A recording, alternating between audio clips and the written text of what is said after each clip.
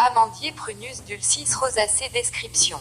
L'amandier est un arbre pouvant atteindre 3 à 6 mètres de haut, et dont les branches sont couvertes de feuilles lancéolées caduques et de belles fleurs blanches à roses au printemps. Les fleurs laissent la place ensuite à des fruits verts duveteux qui contiennent les noix bien connues que sont les amandes. Il est cultivé principalement dans le sud de l'Europe, dans les pays de la Méditerranée et en Californie. Propriétés médicinales. On utilise principalement les fleurs, les feuilles, les amandes et les coques. Usage interne. En usage interne, l'amandier est utilisé pour soigner les toux quinteuses coqueluches, l'insuffisance hépatique et les ulcères gastriques. Contre la toux et la coqueluche, vous pouvez prendre une décoction constituée de 2 poignées de coque d'amandier par litre d'eau, à laisser bouillir 20 minutes. Cette décoction est à prendre par petites tasses au cours de la journée. Contre la toux et l'insuffisance hépatique, vous pouvez prendre une infusion constituée de 30 g de feuilles et de 15 g de fleurs d'amandier pour 1 litre d'eau, à laisser infuser 10 minutes. Cette infusion est à prendre à raison d'une tasse avant chaque repas pour l'insuffisance hépatique, et à raison de 4 tasses entre les repas pour la toux. Enfin, contre les ulcères gastriques, vous pouvez prendre 30 à 35 g d'amandes douces épluchées, 2 fois par jour, ou mieux encore un mélange constitué de 30 g d'amandes douces écrasées, 10 centilitres de lait et 5 centilitres de crème fraîche. Ce traitement est très efficace, les corps gras de l'amande ainsi que ses protéines forment un film protecteur à l'intérieur de l'estomac, et d'autres molécules soulagent la douleur et freinent la production d'acide par l'estomac. Usage externe. En usage externe, les amandes sont utilisées pour calmer les démangeaisons cutanées. Pour cela, vous pouvez utiliser un lait d'amande constitué de 100 g d'amandes douces mises à tremper dans de l'eau tiède, puis pilées sans leur peau, 100 g de sucre et 2 litres d'eau. Mélangez bien le tout et passez. Si vous avez avalé une arête ou autre esquille, vous pouvez vous faire des gargarismes avec de l'huile d'amande douce fortement sucrée. Cela soulagera la douleur et évitera l'ulcération. L'huile d'amande douce est surtout utilisée dans les cosmétiques et les huiles de massage, et est bien connue pour ses propriétés émollientes. Magie sorcellerie. Genre. Masculin, planète. Mercure, élément. R, déité. Ati, Mercure, Thoth, Hermès, propriété magique. L'amande, tout comme les feuilles et le bois de l'arbre, sont à utiliser lors des rituels de prospérité et d'argent. Traditionnellement, il est dit que grimper dans un amandier est censé vous assurer le succès dans les affaires. Manger des amandes est censé combattre les fièvres et apporter la sagesse. Il est dit aussi que manger 5 amandes avant de boire prévient de l'ivresse. Dans certaines traditions ésotériques, l'amandier servait à faire les baguettes magiques, parce que c'est une plante d'air, qui est l'élément des baguettes magiques. Aujourd'hui encore, l'amandier est considéré comme un bois idéal pour faire sa baguette magique ou son bâton magique. Enfin, mettre des amandes dans votre poche est censé vous mener à des trésors. Angélique, Angelica, Archangelica ombellifère. Description. L'angélique est une plante bisannuelle, vivant 3 ans, dont la taille peut atteindre les 2 mètres. Ses larges feuilles à folioles ovales sont dentées et possèdent une odeur très aromatique. Ses grandes tiges cylindriques sont cannelées, creuses, et de couleur vert violacé. Les fleurs, qui ne sont produites à l'extrémité des tiges et des ramifications qu'à la 3e année de la plante, se présentent sous la forme de grandes ombelles odorantes, de couleur jaune verdâtre. Une fois fécondées, elles produisent des graines, puis la plante meurt. Propriétés médicinales. La plante tout entière est utilisable, mais on utilise principalement les tiges, la racine et les semences. 17 Usage interne. En usage interne, l'angélique s'utilise pour lutter contre la fatigue générale, l'anémie, l'atonie digestive des personnes faibles, l'acidité gastrique, l'insuffisance hépatique, l'aérophagie, les spasmes de l'estomac et de l'intestin, les vomissements spasmodiques, les ballonnements et l'entérite. On l'utilise aussi dans le traitement de la tuberculose, des bronchites chroniques, de l'asthme nerveux, des migraines nerveuses, des vertiges, des troubles de règles, des pertes blanches, et du rachitisme. Pour tout cela, vous pouvez prendre une infusion constituée de 40 g de racines ou de semences d'angélique par litre d'eau, à prendre à raison d'une tasse après les repas.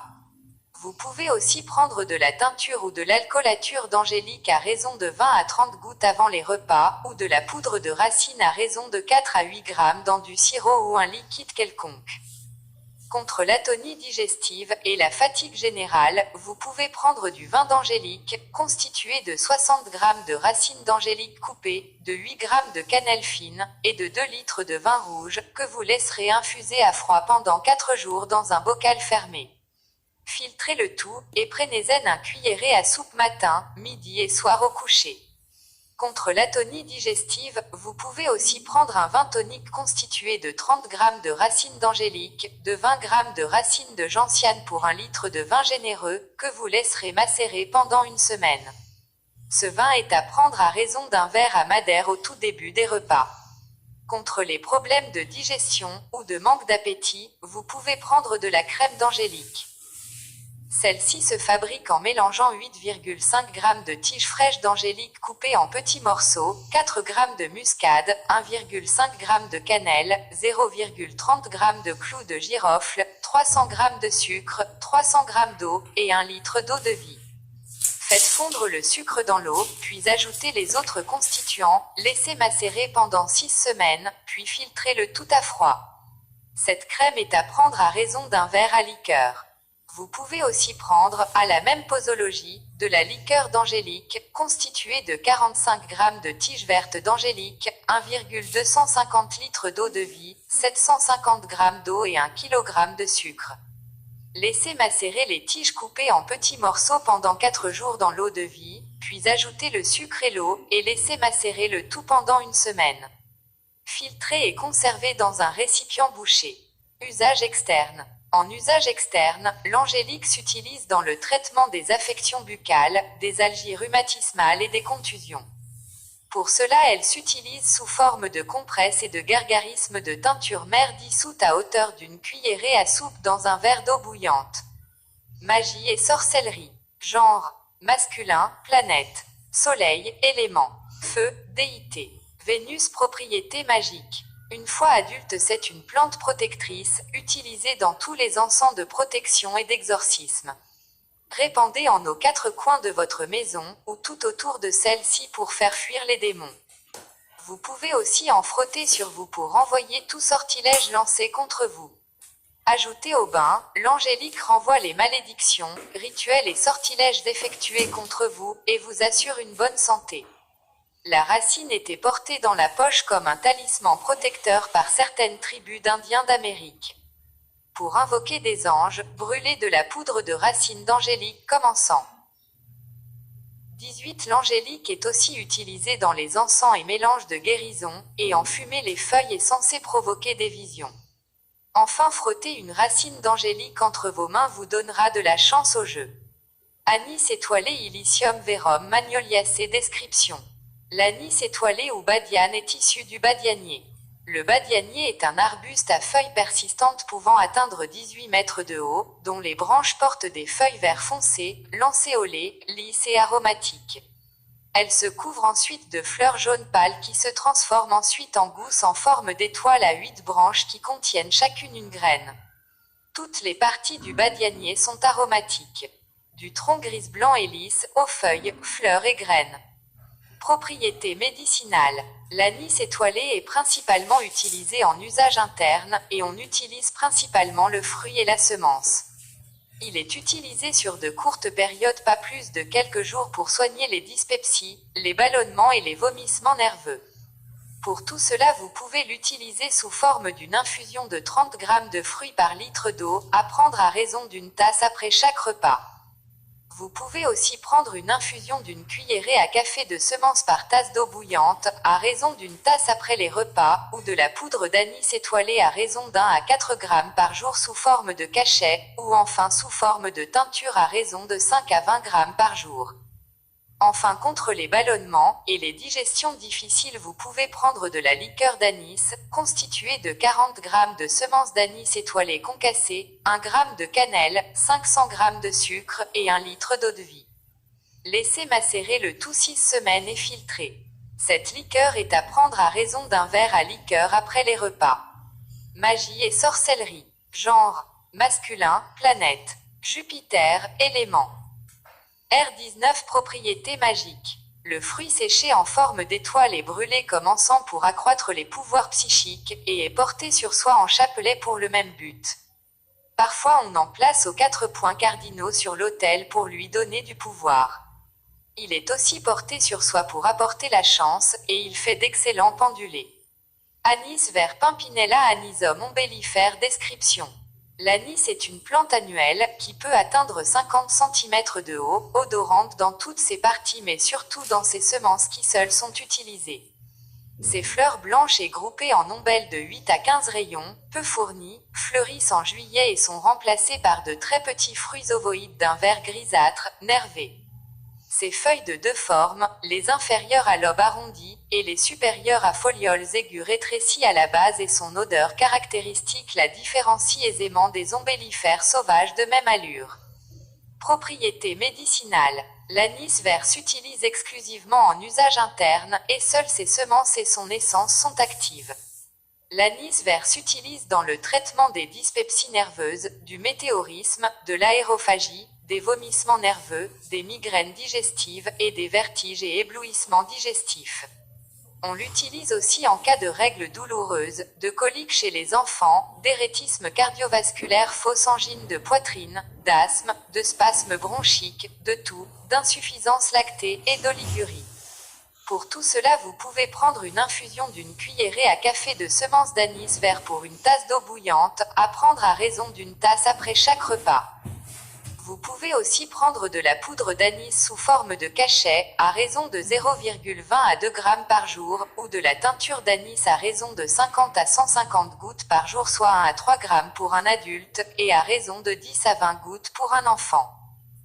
L'alcoolat d'anis renfermant 2 g d'essence pour 98 g d'alcool à 90 degrés est à prendre à raison de 5 à 15 g par jour, alors que le sirop d'anis, que l'on donnera préférentiellement aux enfants, est à prendre à raison de 30 à 60 g par jour, mais en plusieurs fois, à raison d'une cuillerée à café à chaque fois. Pour les affections bronchiques, on utilisera plutôt le baume de soufre anisé, constitué de 1 g de soufre et de 4 g d'essence d'anis vert, à prendre à raison de 6 à 8 gouttes dans une potion. En cas de spasme, vous pouvez prendre une potion antispasmodique, constituée de 10 gouttes 20 d'essence d'anis vert, 20 gouttes d'éther sulfurique, 12 gouttes de laudanum de sidéname, 50 g de sirop diacode, et de 150 g d'infusé de badiane anis étoilé. Pour les problèmes digestifs, vous pouvez prendre de la liqueur d'anis, constituée de 40 g de semences d'anis concassées, 1 g de cannelle, 500 g de sucre et 1 litre d'eau de vie, mélangez le tout, et laissez macérer pendant 6 semaines, et filtrer. Cette liqueur est à prendre à raison d'un verre à liqueur après les repas. Attention! L'essence d'anis à forte dose est un poison nerveux, stupéfiant, dont la vente est rigoureusement réglementée en France. Magie et sorcellerie. Genre. Masculin, planète. Jupiter, élément. R, déité. Apollon, Mercure, propriété magique. Remplissez une petite taie d'oreiller avec des graines d'anis et dormez dessus. Cela vous protégera contre les cauchemars. L'anis peut aussi être utilisé comme encens de protection et de méditation. L'anis frais était placé dans une pièce pour faire fuir les démons, et on en plaçait parfois autour du cercle magique pour protéger le magicien ou le sorcier des mauvais esprits. Il protège aussi contre le mauvais œil. Les graines d'anis sont aussi utilisées dans les bains de purification, spécialement quand elles sont associées aux feuilles de laurier. L'anis est aussi utilisé pour appeler des bons esprits pour aider lors d'une action magique, et une brindille d'anis suspendue à la colonne de votre lit est censée vous rendre votre jeunesse perdue. Armoise Artemisia vulgaris composée. Description. L'armoise est une plante vivace aromatique pouvant atteindre 2,50 mètres de haut. Ses tiges à base rougeâtre portent des feuilles indentées de couleur vert-gris sur la face supérieure, et argentées et duveteuses sur la face inférieure. Elle se couvre ensuite de grappes de fleurons de couleur brun-rouge. Le meilleur moment pour cueillir l'armoise est en lune montante. 21 propriétés médicinales. On utilise principalement les sommités fleuries, les racines et les feuilles. Usage interne. En usage interne, l'armoise est utilisée pour traiter l'absence de règles liées à l'anémie, au lymphatisme ou à la chlorose, les névralgies liées à des troubles menstruels, les troubles de la formation, les vertiges et la lipothymie, l'épilepsie et les accidents épileptiformes des jeunes filles juste avant la puberté, les troubles nerveux hystérie, danse de Saint-Guy, et les vomissements nerveux chroniques. Elle sert aussi à traiter les dyspepsies et les convulsions infantiles. Pour tout cela, vous pouvez prendre de la poudre de feuilles, à raison de 4 à 12 grammes par jour dans une boisson chaude, ou de la teinture à raison de 5 à 15 gouttes par jour. Contre les vertiges, l'aménorrhée et les spasmes, vous pouvez prendre une infusion constituée de 10 à 15 grammes de sommité fleurie pour 1 litre d'eau à laisser infuser 15 minutes. Cette infusion est à prendre à raison de 3 tasses par jour entre les repas. Pour l'aménorrhée, cette infusion est à prendre pendant les 10 jours qui précèdent la période des règles. Contre l'aménorrhée, vous pouvez prendre une infusion constituée d'une pincée de tige d'armoise, une pincée de tige de camomille, une pincée de tige de mélisse, une pincée de tige de marube, une pincée de tige de rue, une pincée de tige d'absinthe et une pincée de fleurs de souci pour 1 litre d'eau bouillante. Cette infusion est à prendre à raison de 3 tasses par jour, entre les repas. Contre l'aménorrhée des chloritiques, vous pouvez prendre de l'extrait à queue d'armoise en pilule à raison de 0,5 à 2 grammes par jour, ou du vin d'armoise constitué de 60 grammes d'armoise que vous ferez macérer dans 1 litre de vin rouge. Contre l'épilepsie, vous pouvez prendre un mélange de 50 grammes de racines d'armoise pulvérisées dans 50 grammes de miel, à raison de 4 cuillerées à café par jour. Contre les affections nerveuses, vous pouvez prendre 2 à 4 grammes de poudre de racine dans une boisson chaude. Enfin, contre les règles douloureuses et trop abondantes, vous pouvez vous faire une infusion de 30 à 40 grammes d'armoise et d'autant de bourse à Pasteur pour 1 litre d'eau. Attention! À dose trop forte, l'armoise peut provoquer de graves intoxications hépato-néphrite accompagnées de convulsions qui peuvent être mortelles. Elle est aussi à éviter chez les femmes enceintes. Usage externe. En usage externe, l'armoise est utilisée pour accélérer la délivrance et faciliter l'expulsion des caillots en cas de règles difficiles. Pour cela, vous pouvez, en plus de prendre l'infusion en usage interne, vous faire sur le bas-ventre des cataplasmes de feuilles et de sommités fleuries d'armoise. Magie et sorcellerie. Genre. Féminin, planète.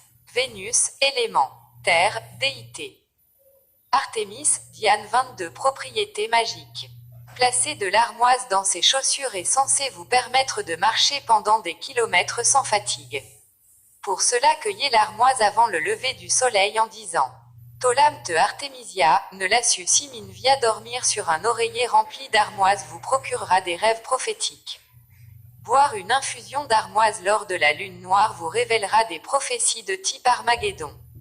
L'armoise est aussi brûlée avec du bois de santal ou de l'absinthe lors de rituels de voyance, et une infusion d'armoise adoucie de miel bu avant la divination améliorera celle-ci. L'infusion d'armoise chaude est aussi utilisée pour nettoyer les boules de cristal et les miroirs magiques pour augmenter leur clarté. Les feuilles d'armoise, elles, sont placées autour de la base de la boule ou en dessous pour aider lors de travaux psychiques. Porter de l'armoise sur soi est censé vous protéger contre le poison, les bêtes sauvages et les insolations. Placée dans une habitation, elle empêche les lutins et les mauvaises choses d'entrer, et des bouquets d'armoise sont utilisés au Japon par l'Aenus pour exorciser les esprits de la maladie qui sont supposés ne pas en supporter l'odeur. En Chine, l'armoise est suspendue au-dessus des portes pour tenir les mauvais esprits éloignés des habitations. L'armoise possédant un grand pouvoir de purification, il est approprié d'en fumiger avant de prendre une décision importante, ou de prendre un tournant important dans votre vie. Un bouquet d'armoise cueilli au solstice d'été vous portera bonheur pour toute l'année à venir. Surtout si vous êtes une femme, l'armoise étant la plante des femmes par excellence. Auparavant, les célébrations du solstice d'été incluaient une fumigation d'armoise. Elle est aussi portée pour accroître le désir sexuel et la fertilité, pour éviter le mal de dos et pour soigner la maladie et la folie. Placée près du lit, elle aide à accomplir une projection astrale. Boire une infusion d'armoise à la nouvelle lune vous permettra d'acquérir des capacités psychiques. Et en boire à la pleine lune vous aidera à réaliser vos désirs sexuels. Vous pouvez ajouter de l'armoise à n'importe quelle potion d'amour pour obtenir un accès aux sentiments de quelqu'un d'autre et pour se lier psychiquement à son amant eux. Enfin, portez une branche d'armoise fraîche sur vous pour voyager en sécurité et éviter les obstacles et les retards sur la route. 23 Aubépine Crategus oxyacantha rosacea. Description. L'aubépine est un arbuste pouvant atteindre 10 mètres de haut, à feuilles caduques dentées et lobées, qui est beaucoup utilisé dans nos contrées pour faire des haies à cause de ses épines. Elle porte des fleurs blanches en bouquet dense à la fin du printemps, qui donnent ensuite des petits fruits rouges. Propriétés médicinales. Seules les fleurs et les baies sont utilisées, et uniquement en usage interne, et généralement pour des traitements de longue durée de type traitement de fond. L'aubépine met du temps à agir, et elle ne s'accumule pas dans le corps. L'aubépine est utilisée pour soigner les palpitations, les douleurs cardiaques, l'angine de poitrine, les spasmes vasculaires, la tachycardie et autres arythmies, et l'hypertension. Elle s'utilise aussi pour traiter les bouffées congestives, les insomnies et autres désagréments de la ménopause, l'athérosclérose, les troubles de dystonie neurovégétative, angoisses, vertiges, bourdonnement d'oreilles, mais aussi les diarrhées, la dysenterie et la lithiase urinaire et biliaire.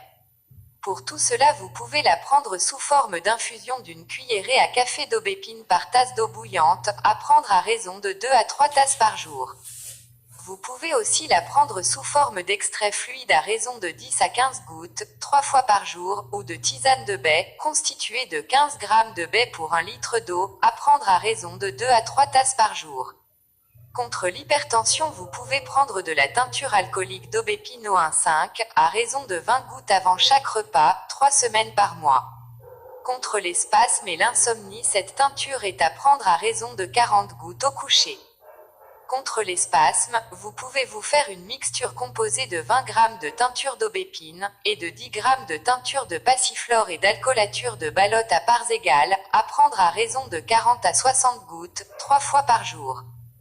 Contre l'anxiété, l'angoisse ou les névroses, vous pouvez prendre un mélange, constitué de 1 g de teinture de belladone, et de 10 g de teinture d'aubépine et de teinture de passiflore à parts égales, à raison de 20 gouttes dans un peu d'eau, 2 fois par jour. Contre les arythmies, tachycardie et autres palpitations, vous pouvez prendre un mélange composé de 3 g de teinture de passiflore et de teinture d'aubépine à parts égales, de 4 g d'extrait de valériane, et une quantité suffisante d'hydrolat de menthe pour un volume total de 90 ml, à prendre à raison d'une cuillerée à café dans un peu d'eau. Enfin, contre les troubles de la ménopause, les dyspepsies nerveuses et les insomnies des cardiaques, vous pouvez prendre un vin composé de 100 g de ghee, 50 g d'aubépine pour 1 litre de vin blanc, que vous laisserez macérer pendant 1 semaine. Ce vin est à prendre à raison d'un verre à madère avant les 2 repas principaux. 24 Magie et sorcellerie. Genre. Masculin, planète. Mars, élément. Feu, déité. Cardéa, flora, hymen, propriétés magiques. L'aubépine était autrefois utilisée pour décorer les mâts de mai. On a cru aussi pendant longtemps que les aubépines étaient des sorcières qui s'étaient transformées d'elles-mêmes en arbres. D'ailleurs, les sorcières ont longtemps fait leur rite autour de cet arbre. L'aubépine a longtemps été utilisée pour augmenter la fertilité. À cause de ce pouvoir, elle était utilisée lors des mariages, spécialement ceux qui avaient lieu au printemps. Les feuilles étaient curieusement aussi utilisées pour accroître ou maintenir la fidélité ou la chasteté. Dans ce but, elles étaient disposées autour du lit ou de la chambre à coucher. Mise dans un sachet à bord d'un bateau pêcheur, l'aubépine assure une bonne prise et portée sur soi, elle apporte la joie et le bonheur aux personnes tristes ou déprimées.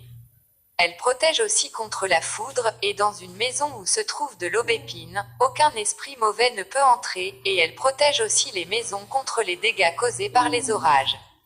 Les Romains en plaçaient dans les berceaux pour protéger les enfants contre les mauvais sorts. Dans le passé, la plupart des jardins de sorcières contenaient au moins un pied d'aubépine. L'aubépine est dédiée aux fées, et elle fait partie des 3 arbres de la triade féerique en Angleterre. Chêne, frêne et aubépine, et lorsque ces 3 arbres poussaient ensemble, il était dit que l'on pouvait alors voir des fées. Avoine Avena sativa poacea. Description. L'avoine est une herbe annuelle à tige dressée, qui peut atteindre 1 mètre de haut. Ces tiges portent des feuilles linéaires et des panicules lâches d'épillets constitués de 3 fleurs vertes qui donnent ensuite des grains comestibles connus dans le monde entier. 25 propriétés médicinales. C'est un antispasmodique très puissant.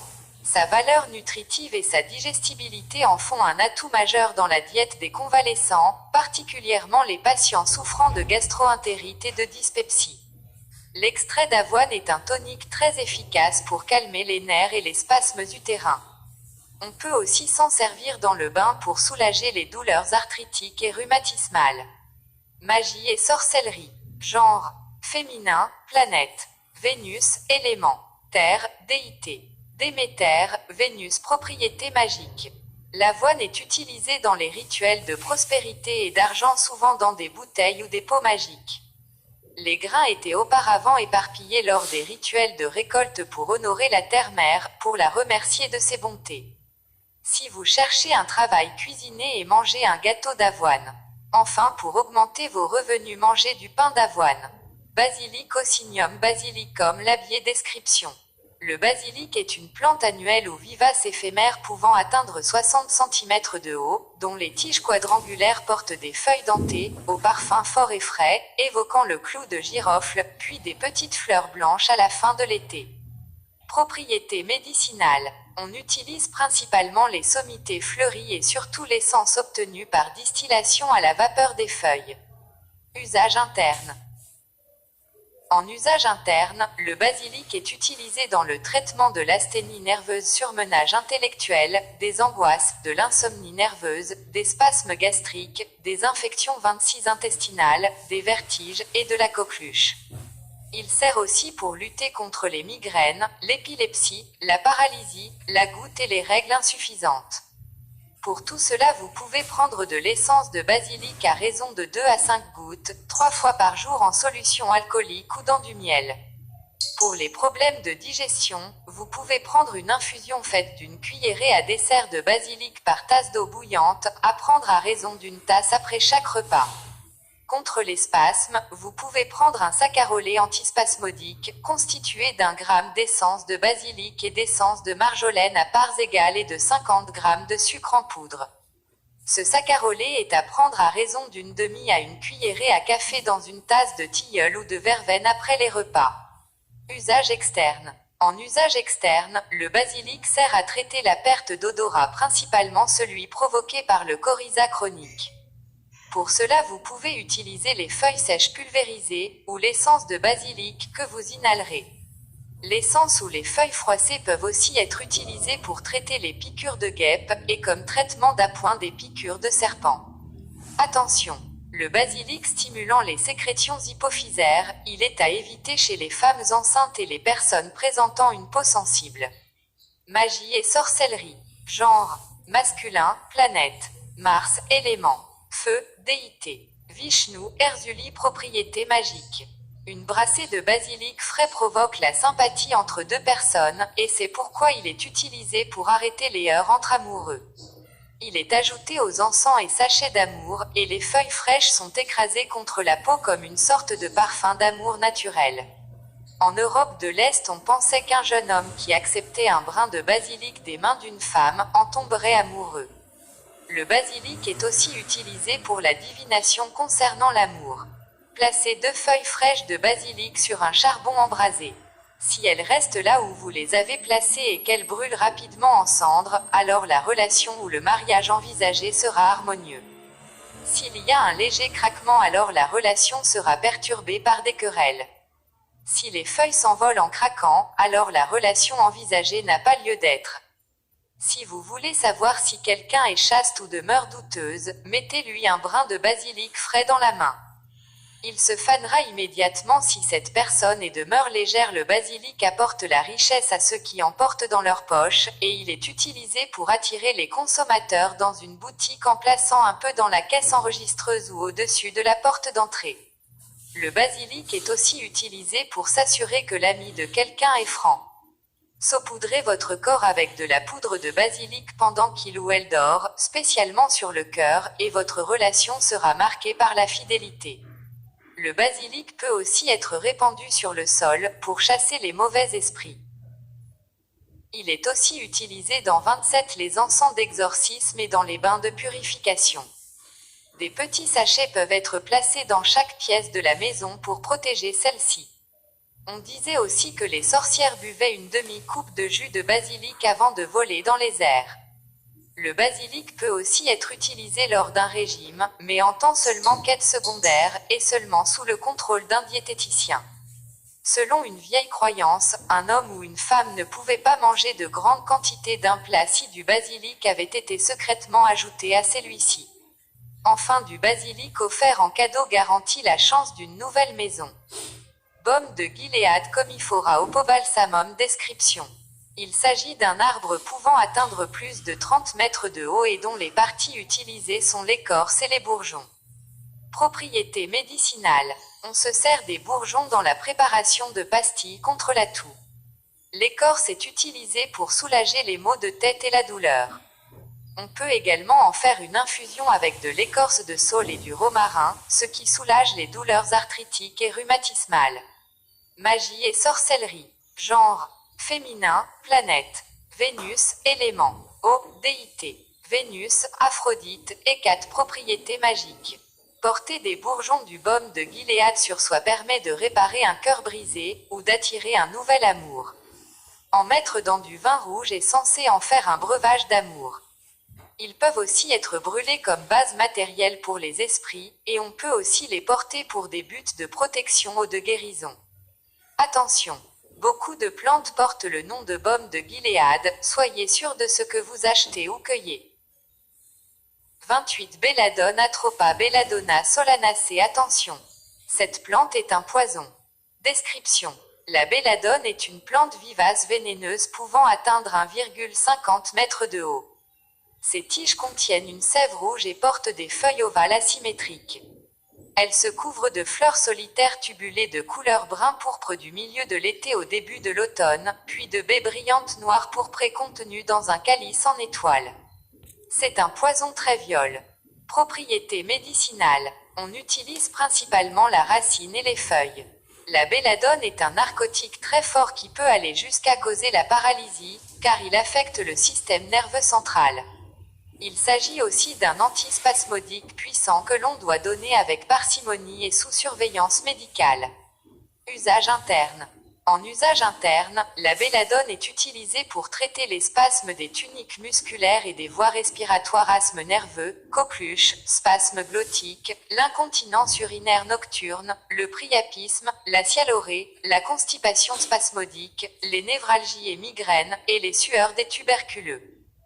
Pour tout cela, vous pouvez prendre de la poudre de feuilles de belladone à raison de 0,15 à 0,20 g par jour, sous forme de cachet, ou d'extrait hydroalcoolique, à raison de 0,02 à 0,06 g par jour sous forme de pilule.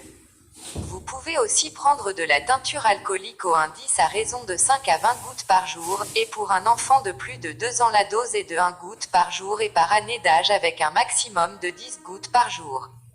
Il existe aussi un sirop de belladone que vous pouvez prendre à raison de 5 à 20 g par jour pour un adulte, et d'1 gramme par année d'âge pour les enfants.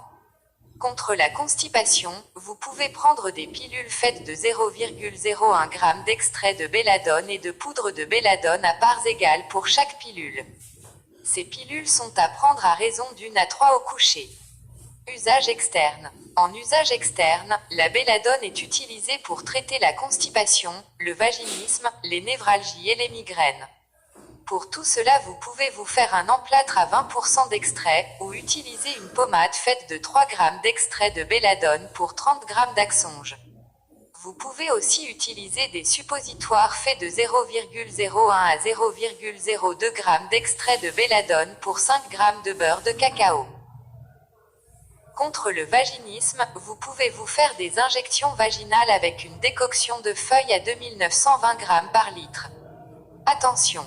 La belladone est à proscrire en cas d'état hypertensif, et en cas de risque d'excitation cérébrale qu'elle provoque à dose moyenne. Il faut aussi l'utiliser avec prudence en cas de maladie infectieuse. Magie et sorcellerie. Genre. Féminin, planète. Saturne, élément. Eau, déité. Hécate, Bellone, Circé. Propriétés magiques. Les prêtres de Bellone, selon l'ancienne tradition, buvaient une infusion de belladone avant de la prier et d'invoquer son aide. Bellone est la déesse romaine de la guerre. Aujourd'hui, la belladone est peu utilisée en magie des plantes à cause de sa haute toxicité. Toutes les parties de la plante sont extrêmement dangereuses et sont toujours responsables de mort par ingestion accidentelle.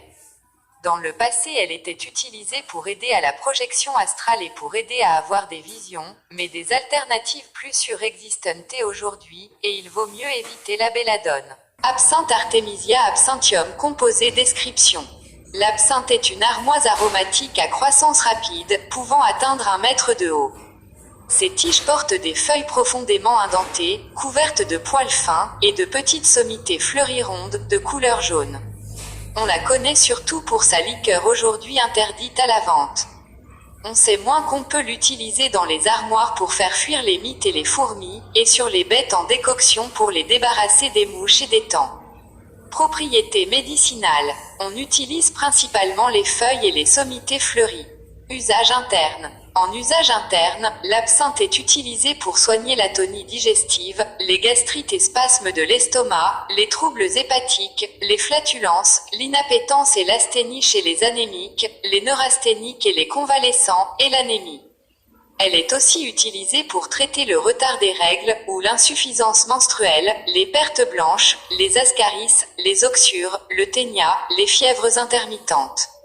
Enfin, chez les peintres, elle est utilisée pour éliminer le blanc de plomb, la céruse à raison d'1 à 2 cuillerées de vin d'absinthe par jour. Contre l'inappétence et l'atonie digestive, vous pouvez prendre une infusion amère constituée de 5 à 15 grammes d'absinthe par litre d'eau que vous laisserez infuser 10 minutes. Cette infusion est à prendre à raison de 2 tasses par jour, avant ou après les repas. Vous pouvez aussi prendre de la teinture d'absinthe à raison de 20 gouttes avant les repas, ou de la teinture mère à raison de 15 à 20 gouttes dans une infusion de menthe, 3 fois par jour, une demi-heure avant les repas, ou 1 heure après. Contre les ascaris, les oxyures et le ténia, vous pouvez prendre une médication constituée de 2 à 3 grammes de poudre de feuilles d'absinthe, 2 grammes de poudre de réglisse et 0,50 grammes de poudre d'anis vert. Pour une dose à prendre le matin à jeun dans de la pulpe de pruneau. Ce traitement est à prendre pendant 5 jours. Vous pouvez aussi prendre une tisane vermifuge constituée de 20 grammes de feuilles d'absinthe par litre d'eau que vous laisserez infuser pendant 10 minutes. Cette tisane est à prendre tiède et sucrée, à raison d'un verre à Bordeaux matin et soir. Contre les flatulences et les fermentations gastriques, vous pouvez prendre des cachets absorbants constitués de 6 grammes de cendre tamisée de feuilles d'absinthe, 6 grammes de cendre tamisée de prêle et 3 gouttes d'essence d'anis vert. Ce mélange est à diviser en 20 cachets, à prendre à raison d'un cachet après chaque repas. Contre l'inappétence, l'atonie gastrique, les digestions difficiles et les vers intestinaux, vous pouvez prendre du vin d'absinthe, constitué de 30 grammes de sommités fleuries ou de feuilles pour 1 litre de vin 10 blanc, que vous laisserez macérer 4 jours avant de filtrer. Ce vin est à prendre à raison d'un verre à liqueur. Avant le repas pour l'inappétence et l'atonie digestive, après le repas en cas de digestion difficile, le matin pour lutter contre le ténia. Contre l'asthénie, les fièvres intermittentes et les vers intestinaux, vous pouvez prendre de la poudre d'absinthe à raison d'1 à 5 grammes dans un liquide quelconque pour lutter contre les fièvres, d'1 à 2 grammes contre l'asthénie, de 4 à 10 grammes contre les vers intestinaux. Contre l'atonie digestive et les vers intestinaux, vous pouvez prendre du sirop d'absinthe, constitué de 150 grammes de sommités fleuries ou de feuilles, que vous laisserez infuser pendant 5 heures dans 1 litre d'eau bouillante. Faites bouillir jusqu'à réduction d'un tiers, exprimez dans un linge pour filtrer, et ajoutez 500 g de miel. Faites cuire le tout en écumant jusqu'à obtenir une consistance de sirop. Attention!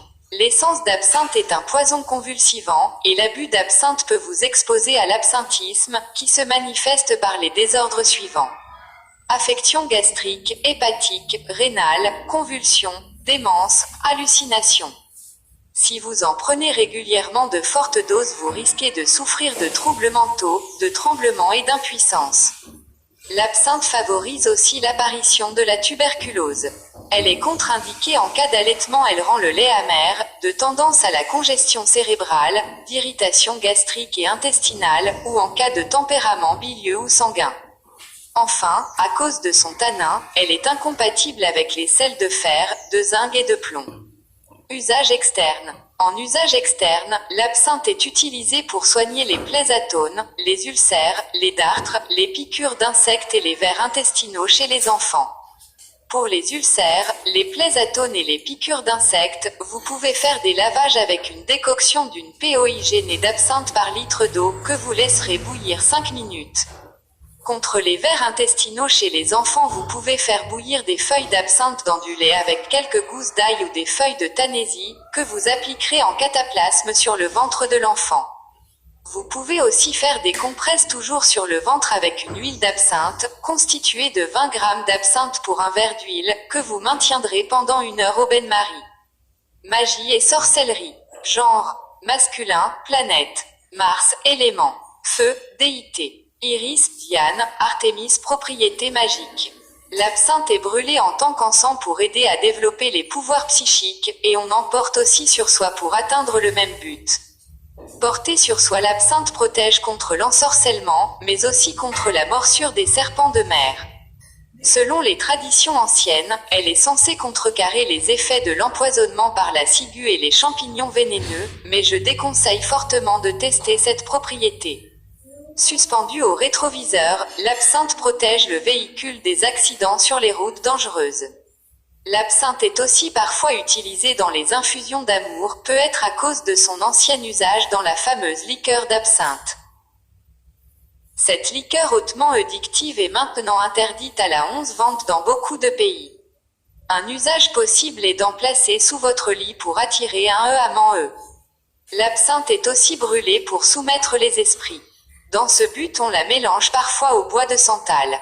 Le thé et l'huile d'absinthe peuvent être utilisés pour des rituels ou des onguents visant à faire des voyages astraux ou à atteindre des états de transe. L'absinthe fait jaillir les mystères cachés et mène au côté sombre de la lune. Enfin, d'après les anciens grimoires, si on en brûle sur une pierre tombale, les esprits des morts se lèveront et parleront. Aigremoine Agrimonia Eupatoria rosacea description. L'aigremoine est une plane vivace pouvant atteindre 1,20 m de haut. Sa tige rougeâtre velue porte des feuilles pennées alternes à 3 ou 4 folioles dentées et de maigres épis de fleurs jaunes à 5 pétales étroits disposés en grappes le long de la tige. Propriété médicinale. On utilise principalement les feuilles et les fleurs. Usage interne. En usage interne, l'aigremoine est utilisé pour soigner les diarrhées, les dysenteries, les hémoptysies, les coliques néphrétiques, la lithiase rénale, l'albuminurie, les pertes blanches, le diabète, l'hépatisme, l'obésité et l'asthme. Pour tout cela, vous pouvez prendre de la teinture d'aigremoine à raison de 20 gouttes 2 fois par jour. Contre l'incontinence urinaire, les pertes blanches, les diarrhées, la lithiase rénale et la glycosurie, vous pouvez prendre une infusion constituée de 30 à 50 g d'aigremoine par litre d'eau. Cette infusion est à prendre à raison d'une tasse 3 fois par jour entre les repas. Contre l'hémoptysie tuberculose et l'hématémèse, vous pouvez prendre une infusion constituée de 10 à 12 g de feuilles par demi-litre d'eau, à prendre en guise en thé. Cette même infusion peut être utilisée en traitement de fond pour éviter d'attraper une angine. Usage externe. En usage externe, l'aigremoine est utilisé pour soigner les angines, les stomatites, les aftes, les plaies infectées ou non, les plaies atones, les entorses et les contusions. Pour tous ces maux sauf les plaies infectées, vous pouvez utiliser en gargarisme ou compresse une douce décoction constituée de 3 poignées d'aigremoine par litre d'eau à faire bouillir pendant 3 minutes. Cette décoction peut aussi être utilisée sous forme d'injection vaginale pour traiter les pertes blanches. Si vous devez appliquer des compresses de cette décoction sur une entorse ou une contusion, veillez à ce qu'elle soit chaude. Pour les ulcères de jambes et les plaies infectées, faites des lavages et des pansements avec un vin constitué de 200 g d'aigremoine sèche bouilli 5 minutes et infusé pendant 1 heure dans 1 litre de vin rouge. Enfin, en cas de névrite, de migraine ou de plaie atone, vous pouvez aussi utiliser les feuilles sous forme de cataplasme. Magie et sorcellerie. Genre, masculin, planète. Jupiter, élément. R, déité. Morphée, Odin, propriété magique. L'aigre moine est utilisé dans tous les sachets et rituels de protection, et sert aussi à bannir les énergies négatives et les mauvais esprits. Elle protège contre les lutins, les démons et le poison. Elle a aussi été longtemps utilisée pour briser et retourner les sorts, dont étaient victimes les magiciens, à l'envoyeur. Placée sous la tête, elle vous plonge dans un sommeil profond, mais ne l'utilisez pas contre l'insomnie. Le dormeur ne se réveillerait pas tant que l'herbe ne serait pas retirée de dessous sa tête. Enfin, à une période, l'aigre moine était utilisé pour détecter la présence de sorcières. Aialium sativum liliacée. Description.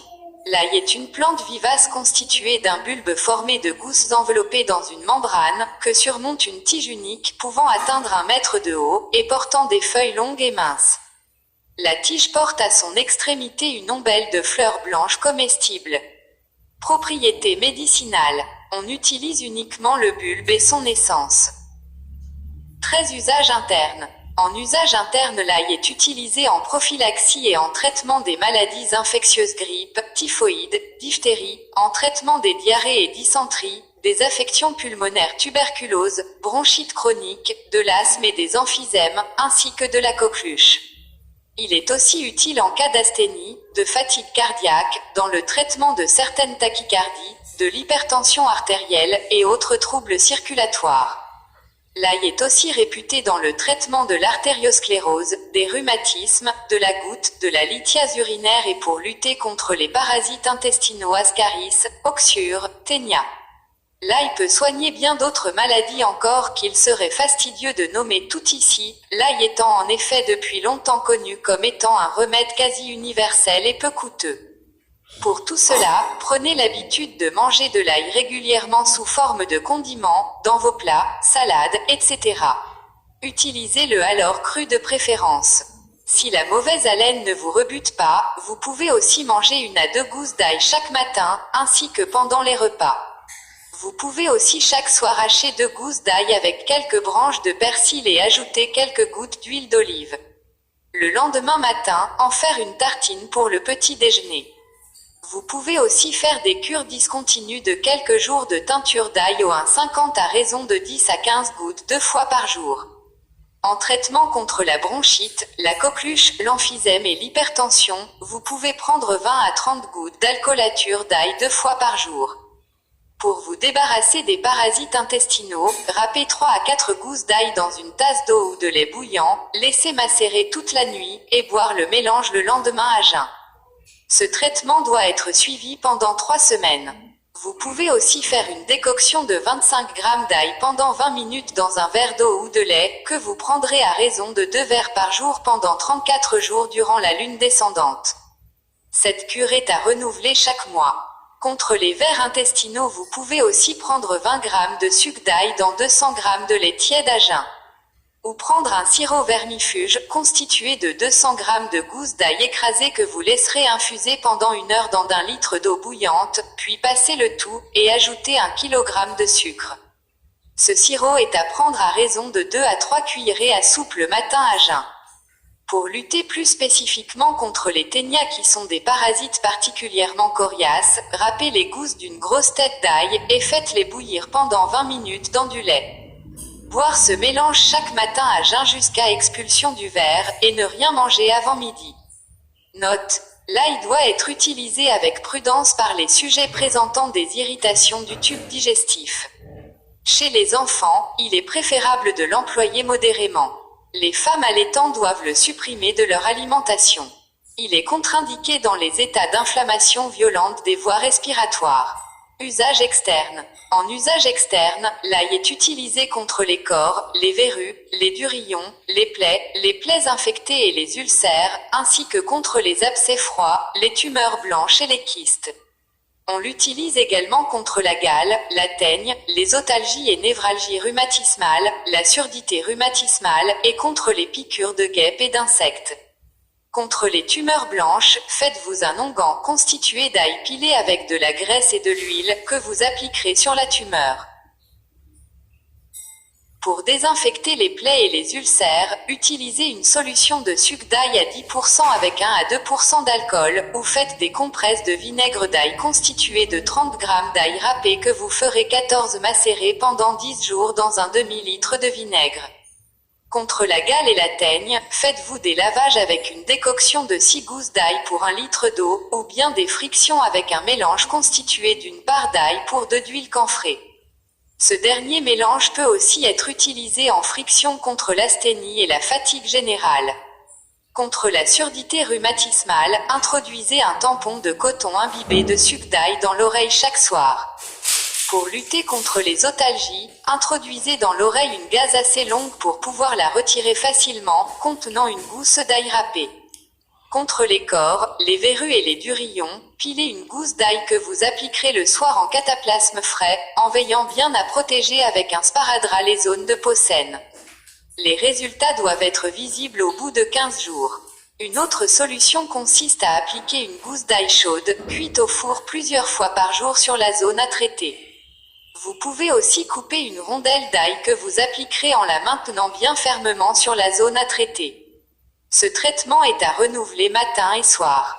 Contre les verrues et les petits kystes, vous pouvez frotter la zone avec un morceau d'ail plusieurs fois par jour. À la fin du traitement, faire de petits emplâtres d'argile. Enfin, contre les piqûres de guêpes et autres insectes, extrayez le dard puis frottez la piqûre avec un morceau d'ail. Magie et sorcellerie. Genre, masculin, planète. Mars, élément. Feu, déité. Hécate, Mars, propriété magique. L'ail était mangé lors des festins en l'honneur d'Hécate, et il était laissé à la croisée des chemins en sacrifice pour elle. L'ail était réputé protégé contre la peste, et il est encore utilisé pour soigner des maladies. Une ancienne incantation utilisait l'ail en protection contre l'hépatite. Pour cela, il suffit de porter 13 gousses d'ail à la fin d'une corde autour du cou pendant 13 jours. Le dernier jour, au milieu de la nuit, marchez jusqu'à l'intersection de 2 rues, enlevez le collier d'ail, laissez-le derrière vous et retournez chez vous sans regarder en arrière. L'ail est aussi très protecteur. Les marins en emportaient à bord des bateaux pour les protéger du naufrage. Au Moyen-Âge, les soldats en portaient comme un bouclier, alors que les Romains en mangeaient pour se donner du courage. Placé dans une maison, il protège celle-ci contre l'intrusion de démons, contre les voleurs et cambrioleurs, et suspendu au-dessus de la porte il repousse les personnes envieuses. L'ail est particulièrement recommandé pour protéger les maisons neuves. Porté sur quelqu'un, il protège contre le mauvais temps, les montagnards emportent, et les monstres, et il sert de bouclier contre les attaques de vos ennemis. Quand des mauvais esprits sont là, mordez dans de l'ail pour les faire fuir, ou répandez de la poudre d'ail sur le sol si vous ne pouvez pas en manger pendant quelque temps. L'ail est aussi placé au-dessus des lits des enfants pour les protéger pendant leur sommeil, et les fiancés en portaient une gousse dans leur poche pour avoir de la chance et pour éloigner les démons pendant leur grand jour. Frottez à l'intérieur des pots et des casseroles avant de cuisiner dedans, l'ail repoussait les vibrations négatives qui pourraient contaminer la nourriture. Quand il est mangé, l'ail agit comme un aphrodisiaque, et quand un aimant ou de la magnétite est frotté avec de l'ail, il perd alors ses pouvoirs magiques.